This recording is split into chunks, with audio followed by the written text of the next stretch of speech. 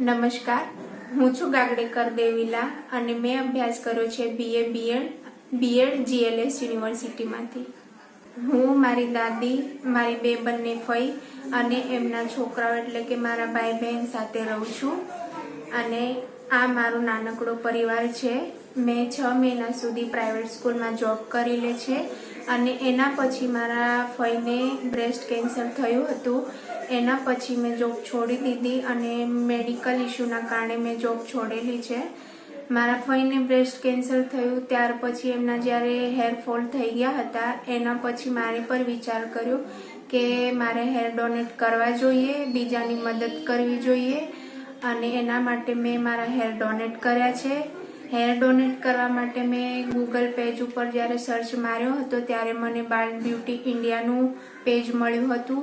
ત્યાર પછી એમને ગૂગલ ચેટ કરી અને ત્યાર પછી મેં ઇન્સ્ટાગ્રામ ઉપર એમની જે આઈડી હતી તેણે ફોલો કરી અને એમના જોડે વાત કરી અને ત્યારબાદ પછી મને હેર ડોનેશન કરવાનું એટલે વધારે થયું કે કોઈકની મદદ કરવી જોઈએ અને જે કેન્સર પેશન્ટ હોય છે એમની હિંમત આપવી જોઈએ કે બાળ વગરની પણ એક દુનિયા હોય છે અને એમના મદદના હેતુથી જ મેં મારા વાળ ડોનેટ કર્યા છે. અને એમાં ત્રુપલ સર જોડે મારી વાત થઈ અને એમણે મને સાથ આપ્યો અને એના કારણે મેં વાળ મારા ડોનેટ કર્યા છે.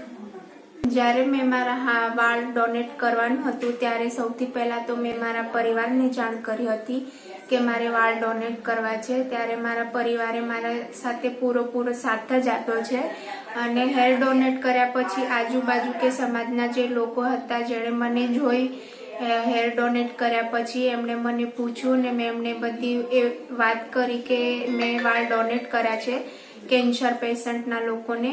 એટલા માટે એમનો પણ મને રિસ્પોન્સ સારો જ મળ્યો છે, સહકાર સારો મળ્યો છે અને ગમ્યું છે બીજાને કે કામ સારું જ કર્યું છે. મારા વાળ ડોનેટ કર્યા પછી જે મારી આજુબાજુની જે મહિલાઓ છે એ પણ પ્રેરિત થઈ છે ને એ પણ વિચારે છે કે અમે પણ બીજાની મદદના માટે અમારા હેર ડોનેટ કરીશું, એવું પણ રિસ્પોન્સ મળ્યો છે. મારો હેર ડોનેટ કરવાનો અને બીજાને ફક્ત આ જ મેસેજ રહે છે કે જે લોકો કેન્સરથી પીડિત છે, જે ઘણી બધી તકલીફોથી પસાર થઈ રહ્યા છે, એમને થોડુંક સાહસ મળે, થોડીક પ્રોત્સાહન મળે અને વાળ વગરની પણ એક દુનિયા છે કે તેઓ ઘરની અંદર જે રહે છે કે જે બહાર નીકળવાનું પસંદ નથી કરતા વાળ વગર, એ લોકો થોડુંક બહાર આવે અને એમની જે લાઈફ છે, જે એમનો સર્કલ છે એ વગર વાળે પણ એક્સેપ્ટ કરે અને બસ મદદરૂપથી એમને વાળ ડોનેટ કરે છે. આપણે જે હેર ડોનેટ કરીએ છીએ, જે કેન્સરના પેશન્ટ હોય છે જેમને વાળ આવતા નથી એ લોકોને અમુક સંસ્થાઓ એવી છે કે જે આપણા હેર ડોનેટ કરેલા હોય એનામાંથી એ વીક બનાવીને કેન્સર પેશન્ટને ફ્રી ઓફ કોસ્ટમાં આપે જ છીએ. અને આપણા વાળ તો શું છે કે 2-3 મહિનામાં તો આવી જ જાય છે, જેમ છે નોર્મલ થઈ જ જાય છે.